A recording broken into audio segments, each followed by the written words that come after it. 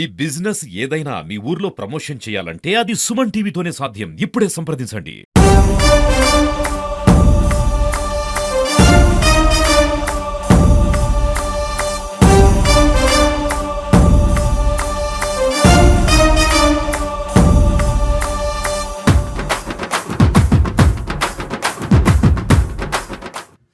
పార్టీలో నాకు ఇది కావాలి అని పోతే చాలా ఇబ్బందికరంగా ఉంటుంది. పార్టీలో ఒకటే మన పవన్ కళ్యాణ్ గారు ఒకరు చెప్పారు, నేను చూశాను ఒక వీడియో. ఒక కూర్చున్నప్పుడు అందరూ ఒక మాట మాట్లాడుతున్నారు. ఏమని మీటింగ్ పెట్టుకున్నారు పవన్ కళ్యాణ్ గారు, మీరు అంటే పార్టీలలో పదవులు అడుగుతున్నారు, తర్వాత పార్టీలలో నేను చూస్తున్నాను పదవులు మీరు ఎక్స్పెక్ట్ చేయకూడదు, అన్ని పదవులు మనం కూటమి ప్రభుత్వము, మనం పార్టీకి పనిచేయాలి. ఇప్పుడు ఎన్డీఏ కూటమి నడుస్తుంది, మంచి రాజ్యము మనకు ముందు పోతున్నాము, రాక్షస పాలన అనేది పొయ్యి ఒక మంచి పాలనలో, దేవత లాంటి పాలనలో మనం ఉన్నాము. ఇక్కడ ఎవరున్నా ఏ పాలన ఉన్నా ఎన్నికల బీజేపీ అనే ఒక సింబల్ ఉంటే చాలు, అలాంటి పార్టీలో మనం ఉన్నాము. మనము పార్టీల పదవుల కన్నా పార్టీకి సంబంధించిన డెవలప్మెంట్స్ అనేవి మనం తీసుకొని రావాలి. పార్టీకి మీరు డెవలప్ చేయండి, అదే మిమ్మల్ని గుర్తిస్తుంది రేపు పొద్దున అని చెప్తున్నారు. దాంట్లో మనం చూస్తే ఒక పవన్ కళ్యాణ్ గారు ఏమన్నారంటే, నేను ఒక బీజేపీ నాయకుడిని కలిసినాను, పేరేమని అడిగినాడు, ఆయన బాధ్యత అడిగినారు, నేను పలానా జనరల్ సెక్రటరీ అని చెప్పినాడు. ఆ జనరల్ సెక్రటరీ మీరు ఎక్కడ ఉంటారు అని అడిగితే, మేము ఎక్కడ ఉండము, కార్యకర్తలు ఎక్కడ ఉంటే వాళ్ళ ఇంట్లో పండుకొని తిరుగుతుంటాము అని చెప్పినాడంట. అని వాళ్ళ కార్యకర్తలకు కూడా చెప్తున్నారు. అంటే మనకి పదవులు మరియు బాధ్యతలు అనేవి కాకుండా మనము అంటే కేవలము పార్టీకి సిద్ధాంతంగా పనిచేసుకుంటా పోయి ఒక్కరు అంటే ప్రతి ఒక్కరు ఒక 5 మంది బీజేపీ కార్యకర్తలని, మనం ఇప్పుడు ఇక్కడ 100 మంది వచ్చినాము, ఈ 100 మంది ఏంటో ఒక 5 మందిని తయారు చేసుకుంటే 500 మంది కార్యకర్తలు చాలా పవర్ఫుల్ గా ఉంటాము. ఏమీ నిస్వార్థంగా ఎక్స్పెక్ట్ చేయని వ్యక్తి ఎవరు అంటే కేవలం అది భారతీయ జనతా పార్టీ కార్యకర్తనే నేను తెలియజేసుకుంటున్నాను. ఏమి ఏ రోజు కూడా నాకు ఇది కావాలి అది కావాలి అని ఏమి ఎక్స్పెక్ట్ చేయకుండా ముందర పోయే వ్యక్తులలో భారతీయ జనతా పార్టీ కార్యకర్తలే రేపటి బలం. కార్యకర్తని మనము ఎంత బాగా చూసుకుంటే కార్యకర్త మనని ఎంత బాగా చూసుకుంటారు అనేది వేరే పార్టీలో ఉందేమో కానీ మనం చూసుకోపోయినా కార్యకర్త ఎప్పుడు భారతీయ జనతా పార్టీకి పనిచేస్తూనే ఉంటాడు అనేది కేవలం అది భారతీయ జనతా పార్టీలోనే ఉంది. అది ఎక్కడ కూడా మీకు కనపడదు. ముందుగా నేను పార్టీలో లేనప్పుడు కూడా మా అమ్మ మార్కెట్ యార్డ్ చైర్మన్ గా పనిచేస్తుంది. అంటే కర్నూలు మార్కెట్ యార్డ్ చైర్మన్ గా మా అమ్మ పనిచేసింది. ఆ పనిచేసినప్పుడు నేను పార్టీకి సంబంధం లేకుండా మా అమ్మకి హెల్ప్ చేసుకుంటా ఉన్నాను. అంటే టీడీపీ గవర్నమెంట్ లో ఆమె పనిచేసింది, చాలా మంచి పేరు తెచ్చుకుంది. ఈ రోజు కూడా ఎంతమంది చైర్మన్లు వచ్చినా వెళ్ళినా నేను మా అమ్మ పేరే ఎక్కువ వింటుంటాను మార్కెట్ యార్డ్ లో. అంటే పనిచేసిన వ్యక్తులలో మంచిగా పనిచేస్తే రేపు పొద్దున ఎప్పటికీ గుర్తుంటారని మనం తెలియజేసుకోవచ్చు. అలాంటి పాలన అందిస్తే పాలక వర్గము, పాలన పనిచేసిన వ్యక్తులు, పాలనకి సంబంధించిన డైరెక్టర్లు అందరు కూడా వాళ్ళ గురించి ఎప్పుడూ తలుచుకుంటారు. అలా ఉండాలి పాలన అంటే. నేను ఈ భారతీయ జనతా పార్టీకి రాకముందు కూడా రోజు మిత్రులు మా మురళీనాయుడు గారు, లోకేశ్వరయ్య గారు, కోటేశ్వరయ్య గారు వీళ్ళందరూ కూర్చొని ఏదో జనరల్ గా మేమంతా అడ్వకేట్స్ కూర్చొని మాట్లాడుకునేటప్పుడు స్థలం గురించి దాని గురించి వచ్చింది. స్థలాలు రోజు చూస్తున్నారు, ముందర పోతున్నారు, ఎవరు స్థలము కొనడం లేదు. ఎందుకు ఈ రాజకీయంగా అంటే పార్టీకి స్థలం ఇవ్వాలన్నా ఇవ్వకూడని ఏమైనా కారణాలు ఉన్నాయి, ఎందుకు ఇది జరుగుతుంది అని కూర్చొని ఒక మాట్లాడుకునేటప్పుడు నాకు ఒక స్థలం ఉంది, ఒక 2 స్థలాలు ఉన్నాయి, దాంట్లో ఏదైనా ఎంచుకోండి అని చెప్పిన వీళ్ళకే. ఒకటి బస్టాండ్ కాడ ఒకటి ఉంది, ఒకటి ఇక్కడ నాది ఒక 25 సెంట్లు, ఒక 30 సెంట్ల వరకు ఉంది, మీరు ఏదైనా తీసుకోవచ్చు, మీ ఇష్టం, ఇది కొద్దిగా దూరం అవుతుంది, బస్టాండ్ అంటే దగ్గర అవుతుంది, అంతే కదా మురళి అని చెప్పిన. కొద్దిగా దాంట్లో వాళ్ళు అంటే చూజ్ చేసుకుంది కపిలేశ్వరయ్య గారు, గురువు, పెద్దలు, వాళ్ళు సీనియర్ నాయకులు, ఎప్పటి నుంచో పార్టీ కోసం కష్టపడుతున్న వ్యక్తులు, సీనియర్ గా నేను వాళ్ళని అంటే ఎంతో నమ్మినాను. అలాంటి వ్యక్తుల కాడ పోయి మేము పార్టీలో పార్టీ స్థలం గురించి కూర్చున్నప్పుడు వాళ్ళు అంటే మా పార్టీకి ఇట్లా స్థలం ఇవ్వాలనుకుంటున్నామంటే కపిలేశ్వరయ్య గారు మాట్లాడి అంటే పెద్దవాళ్ళతో మాట్లాడి వాళ్ళకి స్థలం ఇప్పించారు. అంటే ఫస్ట్ నా ఎంట్రీ అక్కడనే జరిగింది. అంటే నేను అక్కడ స్థలం ఇవ్వాలనుకున్నా కానీ పార్టీ కోసం ముందరకు పోతామని నేను అనుకోలేదు. పార్టీలో పనిచేసి ముందర పోతామని కూడా నేను అనుకోలేదు.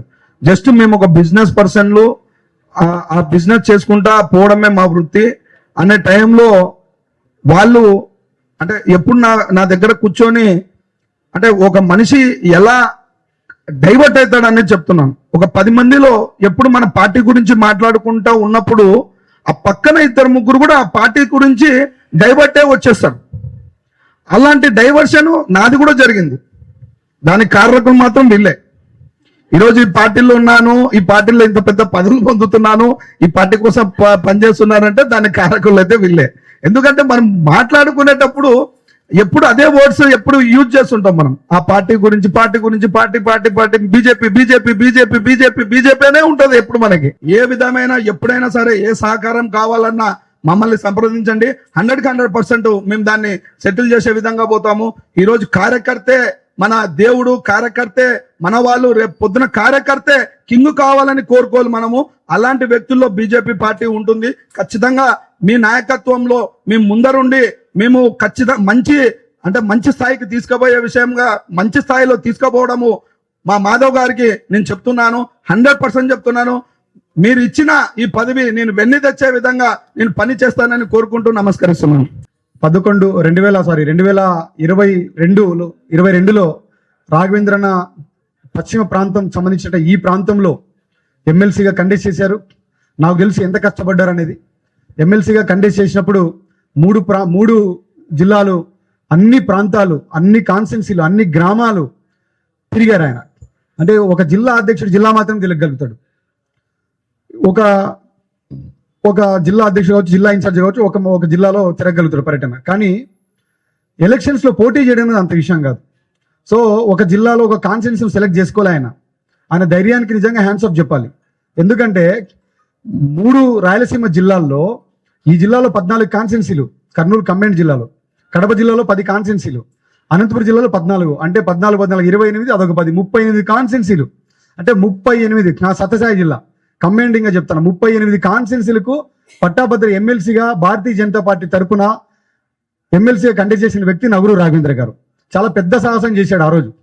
సో చేసి ప్రతి గ్రామంలో పార్టీ జెండాను తీసుకెళ్లి, పార్టీ కర్రపత్రాన్ని తీసుకెళ్లి, పార్టీ ప్రతి కార్యకర్తను టచ్ చేసి, ఏబీవీపీ కార్యకర్తలు కావచ్చు, బీజేపీ కార్యకర్తలు కావచ్చు, విశ్వ హిందూ పరిషత్ కార్యకర్తలు కావచ్చు, ఆర్ఎస్ఎస్ కార్యకర్తలు కావచ్చు, బజరంగల్ కార్యకర్తలు కావచ్చు, ఆపస్ కార్యకర్తలు కావచ్చు, ఇలాగ అనేక రకాల అటువంటి ప్రతి కార్యకర్తను టచ్ చేసి బీజేపీ పార్టీ జెండాని, పార్టీ కర్రపత్రాన్ని తీసుకెళ్లి, నేను ఈ ప్రాంతంలో ఎమ్మెల్సీ కంటెస్ట్ చేస్తున్నాను, మీరు మాకు ఓటేయాలి, ప్రతి నిరుద్యోగుల దగ్గరికి, ప్రతి ఉద్యోగుల దగ్గరికి వెళ్ళి రిక్వెస్ట్ చేసి అనేక రకాల ఓట్లు వేయించుకోవడం జరిగింది. బహుశా రాజకీయాల్లో గెలుపు ఓటములు అనేది సహజం. అది మనం దేవుడు రాసినటువంటి రాత, అదృష్టం ఉండాలి. కానీ గెలుపుయే దిశగా ఆ రోజు ఉన్నటువంటి అధికార పార్టీకి చెమటలు పట్టించి, ఎస్ కంపల్సరీగా మేము ఛాలెంజ్ చేస్తున్నాం, మేము పోటీ ఇస్తున్నాం, ఈ రోజు కూటమిలో ఉన్నాం, ఆ రోజు కూటమిలో లేము. ఇంకా ఆ రోజు కూటమిలో ఉంటే కంపల్సరీ గెలుపు రాఘవేంద్ర అనేది, ఈరోజు ఎమ్మెల్సీ నగురు రాఘవేంద్ర గానీ ఒక బోర్డు కూడా ఉండేది మనకు. ఆ రోజు మన దురదృష్టం ఏంటంటే కూటమి లేదు. అయినా ఎక్కడ కూడా డిసప్పాయింట్ కాలే రాఘవేంద్ర గారు. పోయాడు, కాన్స్టిట్యూన్సీలోకి వెళ్ళాడు, ప్రజల్ని కలిశాడు, నిరుద్యోగులను కలిశాడు, కంపల్సరీ ఓట్లు వేయించుకున్నాడు. కాబట్టి అంత ఛాలెంజ్గా మనం దాన్ని తీసుకున్నాం, దాంట్లో ఏమాత్రం డౌట్ లేదు. సో పార్టీ గుర్తించింది, అన్ని గ్రామాల్లోకి పార్టీని తీసుకెళ్లాడు, ఓపిక్గా ఉన్నాడు. గెలిచిన తర్వాత, ఖర్చు పెట్టుకున్న తర్వాత ఓపిక్గా ఉండి ఎక్కడ కూడా ఏం డిసప్పాయింట్ అవ్వకుండా, పార్టీ నన్ను చూసుకుంటుంది, పార్టీ నన్ను కాపాడుతుంది, పార్టీ నా యొక్క పని పార్టీ అబ్జర్వ్ చేస్తుంది అనేటువంటి విషయాన్ని అబ్జర్వ్ చేసి ఓపిక్గా ఉన్నాడు. కాబట్టి ఈరోజు ఎక్స్పెక్ట్ చేయనటువంటి పదవి, ఈరోజు గవర్నమెంట్లో నామినేట్ పోస్ట్ అనేది ఆషామాషిషం కాదు. పార్టీలో 30 ఏళ్ళు, 40 ఏళ్ళు, 50 ఏళ్ళు పనిచేసిన వాళ్ళు కూడా ఉన్నారు.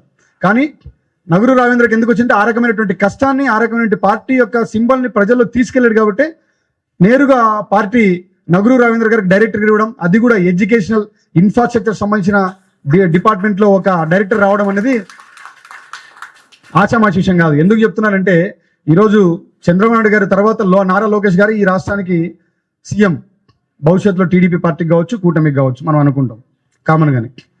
అటువంటి శాఖలో డైరెక్టర్గా వచ్చింది. నారా లోకేష్ గారితో నేరుగా మాట్లాడే అవకాశం రాబోయే కాలంలో ఇక్కడ నగరు రావేంద్ర గారికి ఉంటుంది.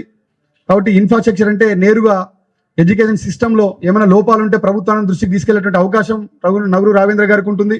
ఎడ్యుకేషన్ సిస్టంలో వెల్ఫేర్ డిపార్ట్మెంట్లో ఇన్ఫ్రాస్ట్రక్చర్లో ప్రతిదీ మార్పులు చేయాలన్నా ఏదైనా ఇక్కడ పలానా మార్పులు తీసుకోవాలి కానీ లోపాలు ఉంటాయంటే కూడా నేరుగా ప్రభుత్వం తీసుకెళ్లి ఇక్కడ ఒక వినతి పత్రం లాగా సమర్పించి దాన్ని నెరవేర్చేటువంటి అవకాశం కూడా అన్నగారికి ఉంటుంది. కాబట్టి ఈ రకంగా భవిష్యత్తులో పార్టీ ఇందాక చెప్పాను నేను, ఈ జిల్లాలో అనేకమైనటువంటి ఇది చాలా సముచిత స్థానం కల్పించింది పార్టీ.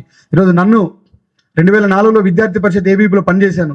అనేక రకాల ఉద్యమాలు చేశాము, అనేక రకాల కార్యక్రమాలు చేశాము. సబ్ జైల్లో 11 రోజులు కూర్చొని వచ్చాం. ప్రతి గ్రామంలోకి ఏబీవీపీని తీసుకెళ్ళాం.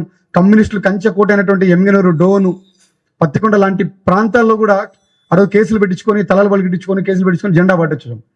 2004, 2014, 2020 20 సంవత్సరాల తర్వాత భారతీయ జనతా పార్టీలో ఏబీపీ స్టేట్ సెక్రటరీ చేసిన తర్వాత భారతీయ జనతా పార్టీలో యువజన సంఘానికి రమేష్ నాయుడు గారి నాయకత్వంలో రాష్ట్ర ఉపాధ్యక్షుడిగా పనిచేశాను. ఒంగోలు జిల్లా ఇన్ఛార్జిగా పనిచేశాను. ఈరోజు రాష్ట్ర అధ్యక్షుడిగా నన్ను పార్టీ నియమించింది. ఓ బాధ్యత తీసుకోమని చెప్పింది, తీసుకున్నాం. కాబట్టి ఇటువంటి అవకాశాన్ని నాకు ఇచ్చింది. అదేవిధంగా పార్టీ స్టేట్ సెక్రటరీ గీతా మాదిరక్క, ఆమెను కూడా పార్టీ రాష్ట్ర కార్యదర్శిగా పార్టీ నియమించింది. అదేవిధంగా వినుషారెడ్డి గారు బీజేపీ స్పోక్ పర్సన్గా నియమించింది. ఈరోజు నగరు రావేంద్ర గారు డైరెక్టర్. సో ఇలాగా ఈ ప్రాంతానికి పార్టీ ఇవ్వాల్సినటువంటి అన్ని పదవులు అన్ని బాధ్యతలు ఇచ్చేసింది. రాబోయే కాలంలో ఈరోజు నాకు అవకాశం వచ్చింది. రాబోయే కాలంలో చాలా మంది కార్యకర్తలకు అవకాశం ఇస్తుంది పార్టీ. కాబట్టి ఖచ్చితంగా మనం ఈ ప్రాంతంలో రాబోయే కాలంలో ఒకరికొకరు తోడు. ఇక్కడ నేను పార్టీ నాకు బాధ్యత ఇచ్చినట్టు నేను లీడర్ని కాదు. నేను నగరు రావేంద్రానికి అండగా ఉంటాను, అన్న నాకు అండగా ఉండాలి. కార్యకర్తలకు మేము అండగా ఉంటాం, కార్యకర్తలు మాకు అండగా ఉండాలి. సో సునీల్ రెడ్డికి యువమోర్చా రాష్ట్ర అధ్యక్షుడు ఇచ్చారంటే నాకు అది నేను పదవిలాగా నేను స్వీకరించట్లేదు, బాధ్యతలాగానే స్వీకరిస్తాను. లేకపోతే ఏ కార్యకర్తకి కష్టం వచ్చినా నష్టం వచ్చినా మా సహాయశక్తులు మేము అండగా ఉంటాం. నేను నగరు రావేంద్రన్న కావచ్చు, ఇంకా మిగిలిన వాళ్ళు పార్టీ కార్యకర్తలు కావచ్చు, అందరూ కూడా రాబోయే కాలంలో భారతీయ జనతా పార్టీని ఈ జిల్లాలో ఈ ప్రాంతంలో ఆంధ్రప్రదేశ్లో ఎదగడానికి అవకాశం ఉంది, స్కోప్ ఉంది. రాబోయే కాలంలో భారతీయ జనతా పార్టీకి ప్రత్యేకమైన స్కోప్ ఉంది ఆంధ్రప్రదేశ్లో. మనం ప్రజల్లోకి వెళ్ళాలి. ఇలాంటి డైరెక్టర్లు వచ్చినప్పుడు ఇలా 10 మందిని పార్టీకి సంబంధం లేకపోయినటువంటి వ్యక్తులు వచ్చి కూర్చున్నప్పుడు మనం పార్టీ కార్యక్రమాలు చెప్పాలి, యంగ్స్టర్స్ని తీసుకొని రావాలి.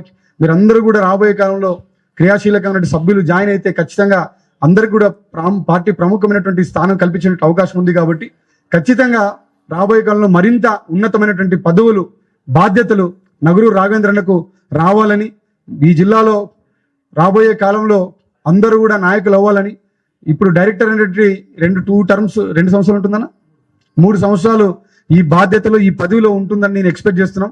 అనేక మందికి ఈ పదవుల ద్వారా ఈ బాధల ద్వారా నగరు రాఘవేంద్ర అనేక మంది దగ్గరికి వెళ్ళాలి. ఎవరైనా ఏదైనా తీసుకొచ్చి అన్న కంపల్సరీగా ఆ పని చేసి పెడతారని మనస్ఫూర్తిగా ఆహ్వానిస్తున్నాం. అలాగే మా యొక్క చిన్న రిక్వెస్ట్ ఏంటంటే ముగించే ముందు భారతీయ జనతా యువమోర్చాకు సంబంధించిన ప్రతి కార్యక్రమంలో మీ భాగస్వామ్యం ఉండాలి.